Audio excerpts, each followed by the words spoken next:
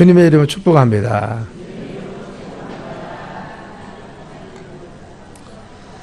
작년에 오셨던 분도 오시고요. 아주 반가운 얼굴도 오시고 오늘 새로 오신 분들도 계십니다. 우리가 절기상으로는 추수감사절 1년 농사를 다 짓고 나서 하나님 앞에 우리가 감사하는 날로 드리는 날이 오늘입니다. 그래서 오늘 추수감사절인데 특별히 우리가 추수감사절 절기를 지키면서 또 정말 귀한 분들을 VIP라고 합니다. 귀한 분들을 우리가 초청해서 같이 예배를 드립니다. 그래서 오늘 많은 분들이 오셨는데 하나님의 귀한 은혜가 여러분의 삶에 넘치길 간절히 바랍니다. 자, 옆 사람과 다시 한번 얼굴 보고 얼굴만 뵈도 반갑습니다. 눈을 못 마주치면 안 돼요. 눈을 마주치고 인사하는 겁니다. 따랐습니다. 우리가 감사해야 할 것들. 아멘. 우리 기독교에서 감사할 것이 무엇이냐, 이걸 통해서 우리가 함께 오신 여러분 모두와 함께 나누려고 합니다. 성경은 어떤 것을 감사하며 살고 기독교인들은 어떤 걸 감사하고냐. 성명이라고 하는 그 중증 뇌성마비를 앓았던 사람이 있습니다. 태어나면서 중증 뇌성마비를 태어났습니다. 그런데 이 송명희 씨는 자신의 삶 가운데 불우한 환경 속에서 태어났지만 이 삶을 통해서 하나님 앞에 영광 드리는 귀중한 삶을 살아가는 것입니다. 그래서 그가 내가 원하는 것이라고 하는 시를 썼는데 이런 내용입니다. 내가 원하는 것은 이불을 덮고 자는 것입니다. 내가 원하는 것은 앉아서 똑바로 서 있는 것입니다. 내가 원하는 것은 내 손으로 밥을 먹는 것입니다. 내가 원하는 것은 어려운 사람들에게 찾아가서 위로해 주는 것입니다. 내가 원하는 것은 무릎 꿇고 기도하는 것입니다. 그렇죠. 그는 그의 삶 가운데 내가 원하는 것이 무엇냐? 우리는 쉽게 할 수 있는 것들을 그는 원한다는 겁니다. 이불 덮고 자는 거, 그리고 또 똑바로 서 있는 거, 손으로 밥을 먹는 거, 그리고 내가 무릎 꿇고 기도할 수 있는 거, 이것을 내가 원하고 있다는 겁니다. 그런데 그렇지 못한다는 거죠. 그래서 말하기를 내가 전에는 이런 것들이 그저 평범해 보이고 그리 귀한 줄 몰랐습니다. 나는 건강한 육체를 가진 축복을 감사하지 못했고 너무나 나를 믿었던 것 같습니다. 그러나 이제 나에게 다시 한번 건강한 몸을 주신다면 내가 하루하루를 가볍고 귀중하게 살 것입니다. 예전에 아무것도 아닌 것이 너무나 귀하게 보입니다. 하나님, 나에게 이런 은혜를 주옵소서. 내가 그러면 천금을 얻는 것보다 더 기뻐하겠습니다. 라고 했습니다. 우리의 삶에 우리가 생각하는 것과는 좀 다른 것이죠. 우리는 조금만 모자라면, 조금만 부족한 것이 있으면 원망하고 불평하고, 그리고 무엇이 안 됐다고 늘 말하는 것이 우리의 삶인 것입니다. 그런데 이 시인은 자그마한 것에 감사했습니다.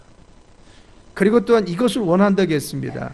그래서 당연히 내 삶 가운데 정말 우리는 당연하게 생각하는 것들,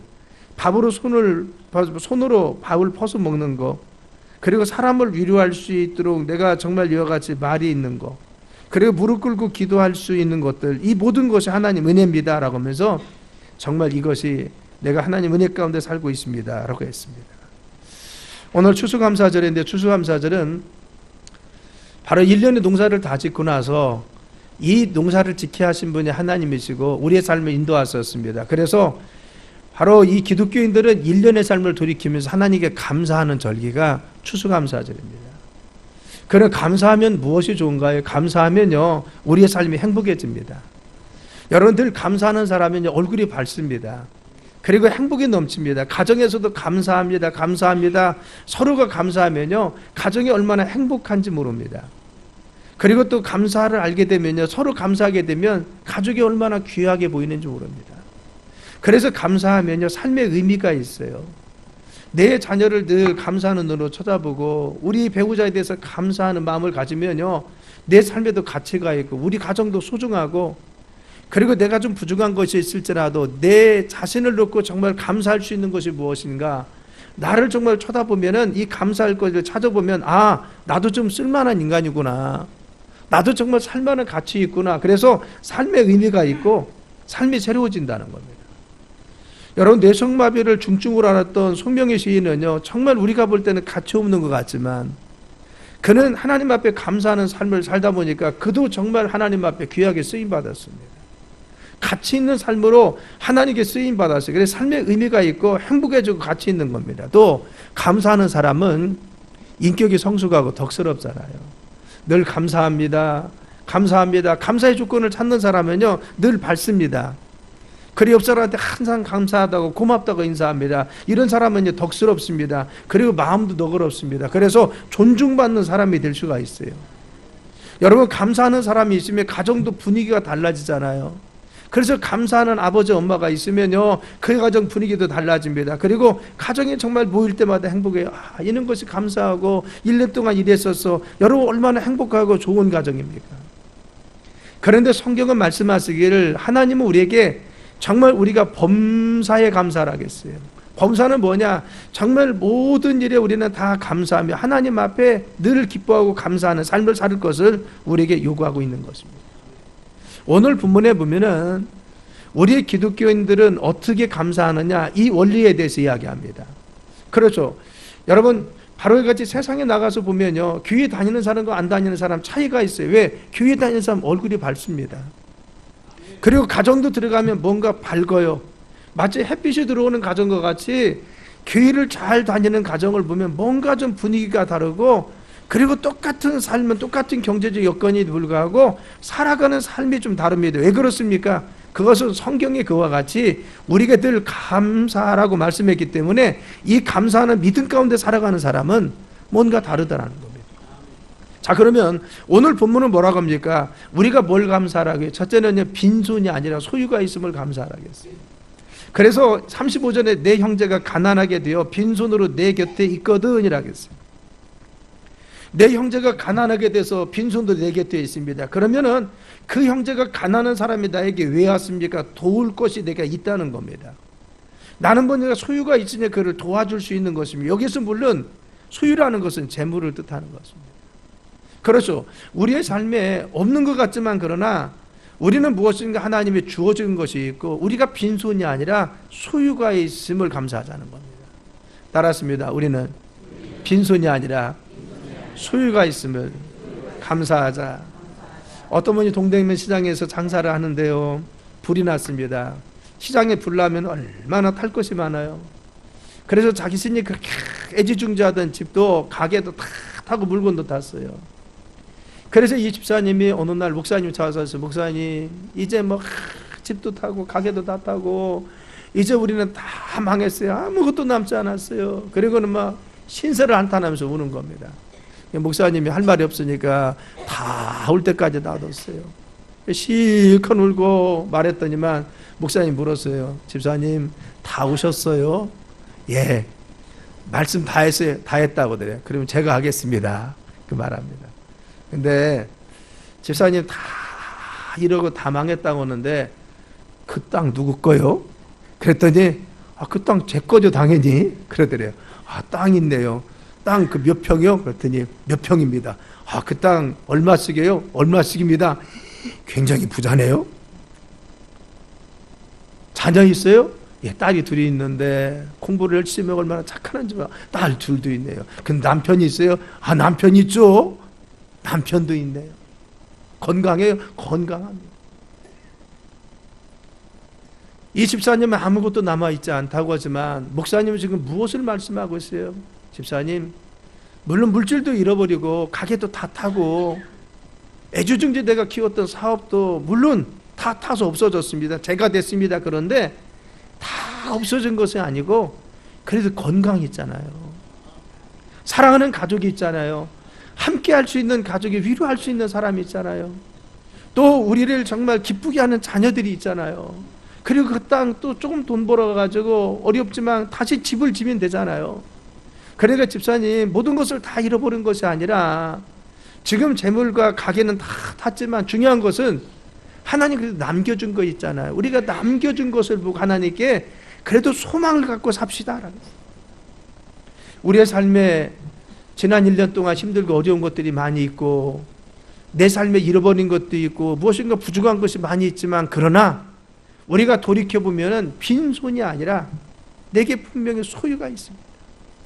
이 소유는 재물입니까? 아닙니다. 우리의 삶에 재능도 있을 수가 있고, 내 사랑하는 가족이 있을 수가 있고, 내 사랑하는 자녀들이 있을 수가 있고, 또 좋은 인간관계를 통해서 주변의 이웃과 친구들이 나를 정말 도와주고 격려하는 사람이 있고, 우리는 이와 같이 우리의 삶에 빈손이 아니라는 것을 늘 감사하자는 것이 성경이 말씀하고 있는 우리에게 주시는 교훈입니다.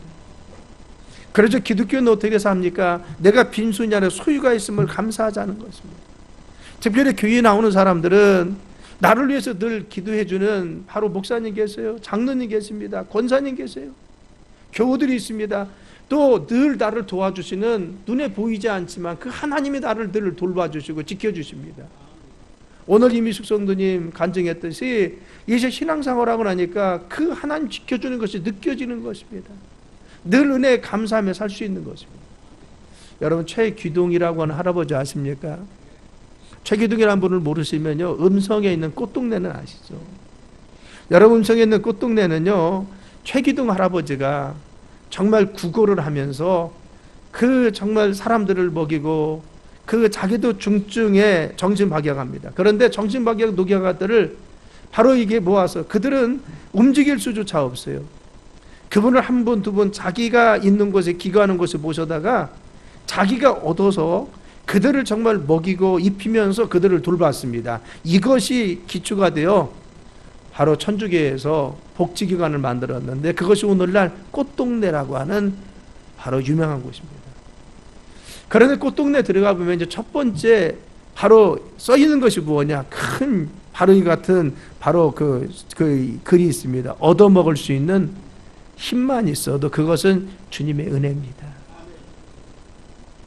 여러분, 최기동 할아버지는요 늘 그랬습니다. 내가 얻어먹을 수 있는 힘만인 것도 주님의 특별한 은혜입니다. 나는 하나님의 큰 은혜를 받아서 그래도 나는 얻어먹을 수 있는 힘이 있어요. 그래서 나는 하나님의 은혜가 있기 때문에 정말 움직이지 못하는, 그리고 또한 아무도 돌봐주지 못하는 그들을 자기 집에 데려다가 자기는 얻어가면서 그들을 먹이고 입히면서 돌본 것이 그의 삶인 것입니다. 우리의 삶에 무엇인가 늘 없다고 생각합니까? 그런데 우리에게 무엇인가 남아있는 것이 있잖아요. 그래서 가정에 가면 짜증도 나고 신경질도 나고 힘들 것입니다. 그런데 남편이 교회는 안 다녀. 그렇지만 교회 다니는 거 구박하지 않아. 여러분, 그것도 은혜 아닙니까? 그것도 감사할 겁니다. 어떤 사람들은 남편이 못 믿게 해서 못 믿는데 그나마 남편 신앙생활 안 넣는다고 하지만 교회 나가는 것을 내버려 두고 그리고 아무렇지 않게 생각하지 않습니다. 방해하지 않는 것이 그게 감사할 조건 아닙니까? 자녀가 공부를 잘하면 얼마나 좋아요. 얼마 전에 수능 봤는데 그냥 시험 잘 봐서 서울대학교 덕되면 얼마나 좋습니까? 그런데 누구 닮아서 그런지 공부는 좀 못해요. 누구 닮았겠어요? 부모님 닮았지. 그런데 공부는 못해도 내 자녀 착해, 얼마나 예쁜지 몰라. 그거 감사할 조건 아닙니까? 건강하고 착하고 나에게 기쁨 주고. 비록 공부는 좀 못해도요, 그 정말 열심히 신앙생활하고 착하게 살아가는 내 자녀 보면 얼마나 그 마음속에 감사의 조건이 많이 있습니까? 돈을 못 벌어요. 그런데 남편이 나를 위해주고 나를 사랑해주는 남편이 있는 것이 얼마나 감사합니까? 그렇죠. 우리의 삶에 부족한 것이 많이 있습니다. 삶에 보면 늘 만족하지 못합니다. 그런데 중요한 것은 믿음의 사람들, 기독교인들은요, 늘 완벽한 것만 추구하는 것이 아니라 내 삶에 부족하지만 그래도 하나님이 나에게 주신 것이 무엇이냐, 이것을 생각하면서 감사하게 지낸다는 겁니다. 헬렌 켈러라고 하는 분이 있었습니다. 이 헬렌 켈러 여사는 삼중고가 있었어요. 듣지도 보지도 말하지도 못했습니다. 그런데 중요한 것은 그가 그의 삶을 정말 아름답게 살아갔는데 사흘만 볼 수 있으면 이라고 하는 책을 단편소설로 썼습니다. 그가 내가 내 눈을 떠서 사흘만 볼 수 있으며 이 소설을 썼는데요, 뭐라고 썼냐, 내가 사흘만 볼 수 있으면 첫째 날은 친절과 우정으로 내 삶을 가치 있게 만들어준 사람을 보고 싶다는 겁니다. 나를 늘 도와주고 나를 격려해주고 내가 버림받아야 되는 나를 막 위로해서 이토록 가치 있게 글도 쓰고 이럴 수 있도록 만들어준 사람이 있는데 한 번도 그 사람들을 보지 못했다는 거예요. 나에게 은혜 베푼 사람을 보지 못했는데 내 눈이 사흘만 볼 수 있으면 첫째 날은 그들이 누군지 볼 수 있고, 오후가 되면 오랫동안 숲속을 산책하면서 자연의 아름다움을 흠뻑 적시고 싶다. 그리고 저녁에는 감사 기도를 하고 싶다. 내가 사흘만 볼 수 있다면 둘째 날은 새벽에 일찍 일어나서 밤이 낮으로 바뀌는 가슴 떨리는 기적을 보고 싶다. 우리는 수십 년 동안 밤이 낮으로 바뀌는 기적을 보면서도 감격해 본 적이 있습니까? 그런데 그는요, 이 밤이 낮으로 바뀌는 이 새벽녘이 뭐냐? 가슴 떨리는 기적이다. 하나님 우리 주인은 그 가슴 떨리는, 여러분, 밤이 물러가고 새벽이 여명을 통해 속기 시작합니다. 그런데 그것을 자기는 한 번도 보지 않았던데 이 기적을 저 한번 보고 싶다는 겁니다.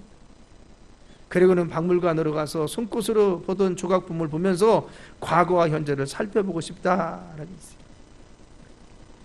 내가 사흘만 볼 수 있으면 셋째 한다는 많은 사람들이 오가는 평범한 길거리에 서서 시간을 보내고 싶다. 오가는 사람들의 모습 속에서 그들의 일상생활을 이해하고 싶다. 도시 여기저기에서 행복과 불행을 동시에 눈여겨보며 그들이 어떻게 일하며 어떻게 살고 있는지 보고 싶다. 저녁에는 연극회관으로 가서 인간의 정신에서 우러나는 희극의 함축된 의미를 감상하고 싶다라고 했어요. 그리고 이렇게 나중에 이런 이야기 했습니다. 내가 볼 수 있는 여러분들에게 내가 보지 못하는 사람으로 여러분 힌트 하나를 줍니다. 어떻게 살아야 되냐? 그것은 내일이면 눈이 멀 것 같은 생각을 가지고 오늘 모든 것을 보고 감사하며 살아가는 겁니다. 나는 내일 눈 멀어 생각하고는 오늘 보는 것에 대해서 정말 감격하고 기쁨을 사는 거예요. 나는 내일이면 귀가 들리지 않을 것이라고 생각하고는 내게 지금 들려주시는 음성, 주변의 소리에 대해서 아름다움 대해서 마음껏 좀 들어보라는 것입니다. 그렇죠. 우리의 삶에 정말 아무것도 감사할 수 없는 것이 없습니다라고 하는 사람이 있습니까? 아닙니다. 삶을 돌이켜보면요, 감사할 수 있는 조건이 너무나 많이 있습니다. 나는 지금 불행하잖아. 내가 젊어서는 잘 나갔는데 오늘날 어렵잖아. 그렇지만 여러분, 우리의 삶에 돌이켜보면요, 하나님은 많은 것들을 우리의 삶에 지금도 여전히 남겨주었어요. 지금도 여전히 우리의 삶에 감사할 수 있는 것을 남겨놨습니다. 그래서 헬렌 켈러에서는 이렇게 얘기했어요. 내가 한 번만 저 무지개를 볼 수 있다면, 내가 한 번만 떨어지는 낙엽의 아름다움 볼 수 있다면, 그리고 나에게 한 번만 우리 목사님의 얼굴을 볼 수 있다면, 나의 삶을 바꾸었던 감동적이었던 이 성경을 한 번만 내 눈으로 볼 수 있다면. 자, 여러분, 우리의 눈 돈으로 환산해서 살 수 있습니까? 우리의 귀 여러분 돈과 바꿀 수 있어요? 우리의 손과 발 여러분 그것을 돈으로 바꾸고 세상의 권력과 바꿀 수 있습니까? 우리가 지금 아무것도 아니라고 생각하고 이것이 당연하다고 생각하지만, 그러나 어떤 분들은 그것이 너무 소중한 것이고 가치 있는 것이라는 거예요. 우리는 우리의 삶에 뭔가 있음에 대해서 감사하자는 겁니다. 나는 없는 것만 보고 나는 없어라고 하지 말고, 아, 나에게 가족도 있구나, 나에게 건강도 있구나, 난 이런 체력도 있지 아직도. 저는 목사이기 때문에 병원에 자주 갑니다. 여러분, 병원에 갈 때마다 저는 하나님 앞에 늘 감사합니다. 왜? 나는 건강하잖아요. 나는 잊어버리고 살았습니다. 그런데 병원에 가보면요, 정말 수없이 많은 사람들이 그 질병과 싸우고 있는 모습을 보면 나에게 건강 주신 것이 얼마나 감사합니까? 여러분, 우리가 감사는요, 소유가 빈손이 아니라 소유가 있음을, 나에게 남아있는 것이 무엇인지 감사하자는 겁니다. 이것이 오늘 여러분이 추수감사절에 오신 여러분 모두에게 주시는 말씀입니다. 내 삶에 없어야 하지 말고, 그래도 지금 내 삶에 남아있는 것이 있습니다. 하나님 우리의 삶에 남겨주신 것들이 있습니다. 이것이 무엇입니까? 우리는 이것을 감사하며 사는 사람들이, 나는 빈손이 아니라 소유가 있습니다. 이게 뭐요? 기독교인들이 감사해야 될 이 감사라는 것입니다. 두 번째는요, 나그네가 아니라 형제가 있음을 감사하자는 겁니다. 그래서 내 형제가 내 곁에 있거든이라고 하겠어요. 여러분, 나그네는요, 주변에 아무 사람도 없습니다. 늘 쓸쓸하고 외롭고, 그리고 혼자서 모든 것을 해결해야 됩니다. 아무도 도와주지 않습니다. 얼마 전에 안타까운 일이 있었죠. 종로에 있는 고수원이 불이 나가지고 많은 분들이 돌아가셨습니다. 저는 한 기사를 봤는데 정말 가족과 몇 년 동안 끊어져 있던 막내 동생이라고 그래요. 막내 동생. 형과 누나가 와가지고 누나가 했던 소리가 뭐냐면요, 막내 동생이 잘 있는 줄 알았는데 이렇게 고생하면서 그리고 사는지 모르고 그렇게 죽은지 몰랐다는 겁니다. 몇 년 동안 소식은 끊어졌지만 그러나 여전히 잘 있겠지라고 했는데 이토록 고생하다 죽은 줄 몰랐다는 겁니다. 그렇죠. 이 쪽방과 같은 자그마한 곳에서 누구도 도와줄 수 없었을 것입니다. 삶을 근근히 살아가고 고향조차 날아갈 수 없는 외로움과 쓸쓸함이 있었습니다. 어느 누구에도 자기의 고통, 자기의 아픔, 자신의 현실을 이야기할 수 없는 애통함을 가지고 외로움 속에 살지 않았겠습니까? 그런데 우리는 내 주변에 사랑하는 가족이 있고 힘들 때 나를 위로해주고 손잡아줄 수 있는 그리고 배우자가 있고 그리고 교우들이 있지 않습니까? 이것이 행복 아닙니까? 우리는 나그네가 아니잖아요. 그래서 시편 133편에 보면 보라 형제가 연합하여 동거함이 어찌 그리 선하고 아름다운 거라고 했어요. 우리는요, 우리가 홀로가 아님을 감사합시다. 우리 기독교인들이 이걸 감사하는 겁니다. 그래, 나에게 사랑하는 가족이 있지, 나에게 사랑하는 자녀가 있지, 나를 위로하고 격려해주는 목사님도 계시고 장로님도 계시고 권사님도 계시지, 내가 힘들 때마다 나를 손잡아 주시고 함께하는 사람들이 있지.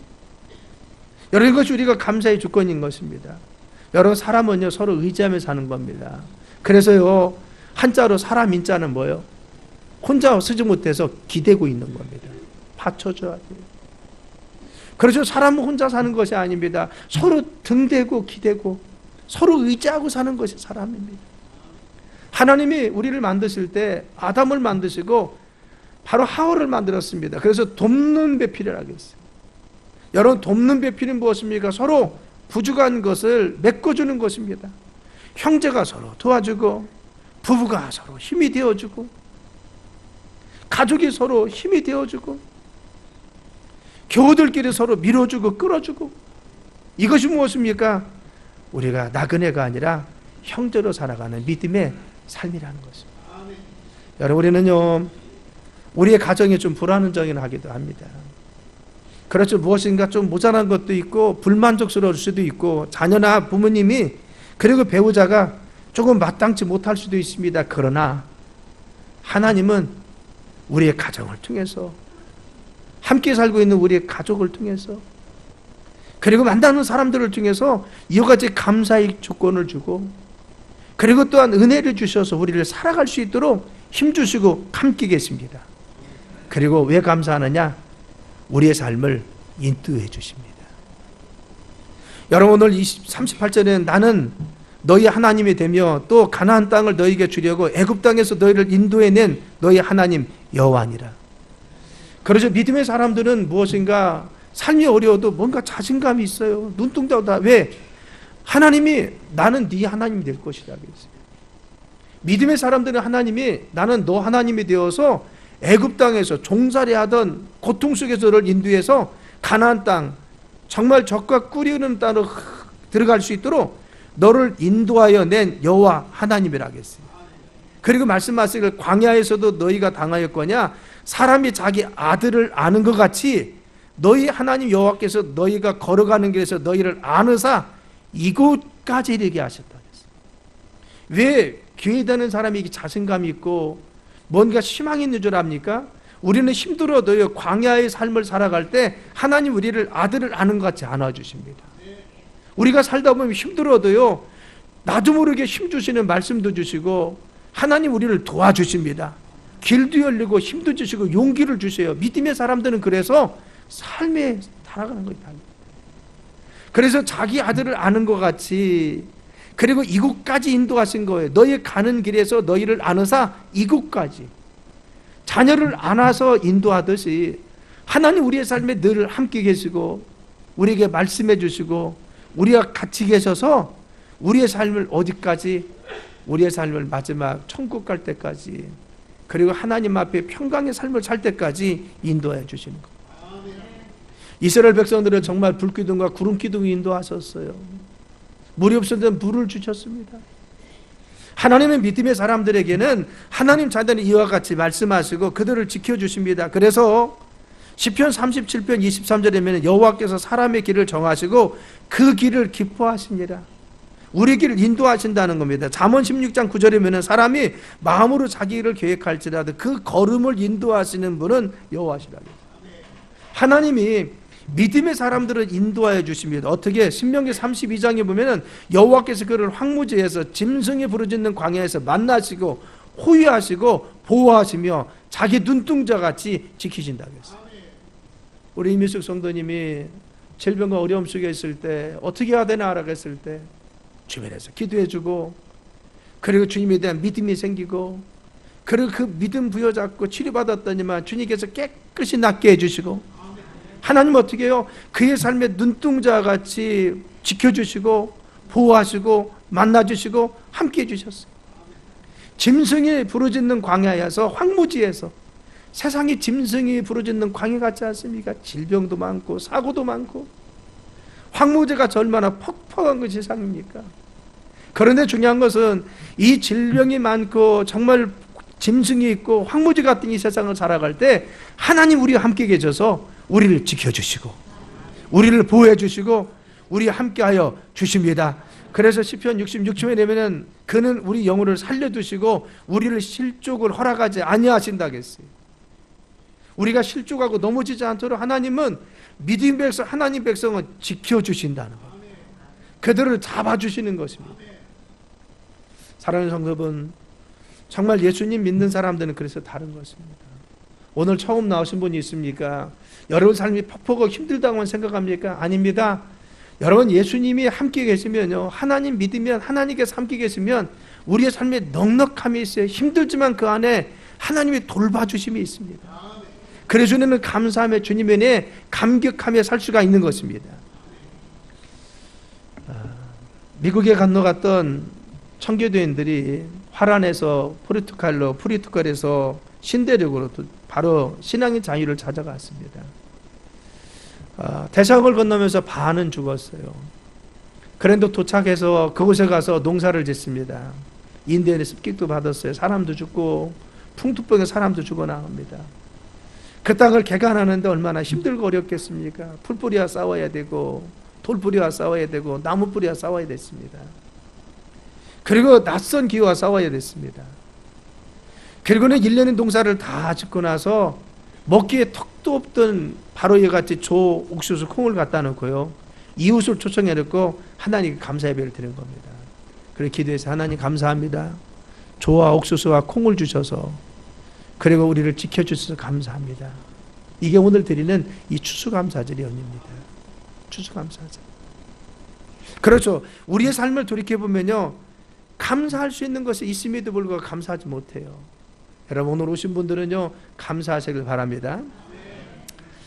지선아 사랑해라고 하는 책이 있어요. 제가 이 말씀을 드리고 이제 마치려고 하는데, 이지선이라고 하는 그 사람이 있습니다. 이 지선아 사랑해라고 하는 건데, 국민일보에 이지선 씨 간증 네티즌 올렸다라고 했어요. 자, 다음 한번 봐요. 아마 이화여자대학교 유아교육과를 졸업할 때쯤이었습니다. 아마 대학교 다닐 때 정말 예쁘고 청순하고 신앙 좋은 여자 청년이었어요. 얼마나 예쁩니까? 이 졸업사진 찍은 겁니다. 그런데 졸업하기 전에요, 다음 화면, 올림픽 대로에서 자기 오빠, 옆에 있는 오빠가 차를 몰고 가는데 뒤에서 음주운전한 차가 받아서 불이 났습니다. 오빠는 쉽게 빠져나왔는데 동생 이지선 장은 거기에서 화상을 입었어요. 그래서 약 10여 차례 거쳐서 수술을 받습니다. 그 모습이 이런 모습으로 나왔어요. 또 하나 봐요. 이 모습입니다. 이것은 인간극장에 나와서 촬영할 때입니다. 그런데 그가 마지막에 어떤 고백을 하냐면 이런 고백이 있어요. 나에게 있는 특권과 같은 것들, 그 모든 것은 하나님이 주신 것인데, 전부터 이 사고가 나기까지 나에게 있었던 모든 것은 다 내 것인 줄 착각하고 살고 있었습니다. 미모도 머리도 재능도 건강도 다 내 것인 줄 알았습니다. 그러나 사고가 난 후 평범하지만 가장 중요한 진리인 모든 것은 하나님 주신 것이며 나는 받은 자에 불과하다는 사실을 모르고 지내왔었습니다. 그러게 교회 일을 하면서도 때때로 힘들다고 불평했고 칭찬 앞에서 웃주라고 남다른 것이 있다고 교만했었습니다. 나에게 있었던 특권과 같은 것들, 이 모든 것은 하나님 주신 것인데 주신 그분을 위하여 더 열심히 겸손히 드리지 못하고 살는 것이 후회스럽습니다. 하나님이 거두시기 전에 더 열심히 그분의 뜻을 이루기 위하여 그 특권들을 사용하며 살지 못했던 것이 후회스럽습니다. 이 사건을 통하여 하나님과 더 깊은 관계를 맺으며 그분 영광을 위해서 이제 부족한 부분도 쓰임받는 것에 감사드립니다. 미국에서 유학하고 돌아와서요, 지금은 가르치기도 하고 그런 사역들을 열심히 하고 있습니다. 우리가 내게 지금 주어진 것이 있음에도 불구하고, 내 삶에 무엇인가 있음에도 불구하고 지금도 여전히 불평하고 만족하지 못합니까? 그것은 잃어버린 사람만이 그것이 감사했구나 이걸 느낄 수 있습니다. 하나님은 우리에게 은혜 주시고 베풀어 주신 줄 믿습니다. 여러분 삶에 남미에 있는 것이 무엇입니까? 내 삶에 정말 감사할 수 있는 조건이 무엇입니까? 그것을 보면서 여러분 삶에 감사하고, 또 아직 신앙생활 못하시는 분이 있습니까? 하나님께 나오면요, 하나님 우리의 삶을 지켜주고 인도하여 주십니다. 주의 은혜라는 찬양 아까 불렀죠? 제가 한번 불러보겠습니다.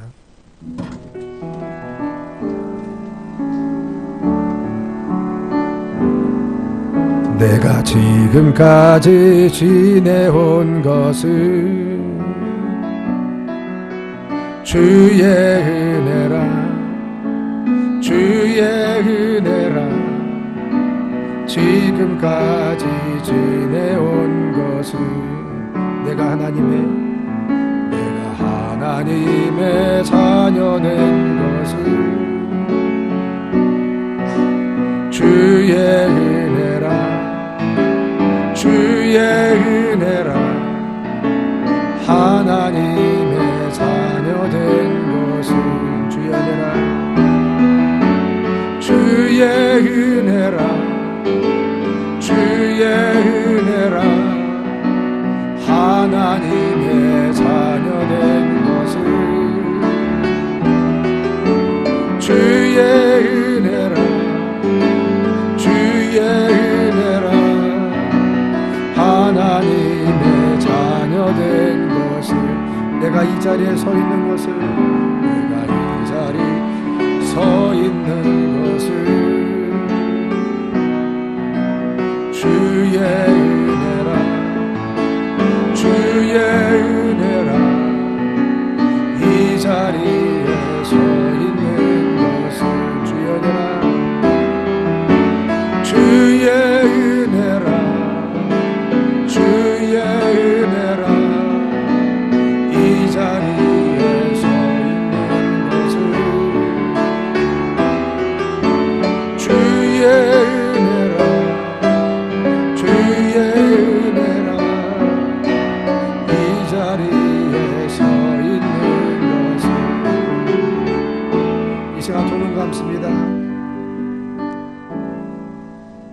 여러분의 삶 가운데 정말 불평하고 감사하지 못했습니까? 지나온 삶 가운데 하나님이 함께 하셨음을 고백하실 바랍니다. 여러분,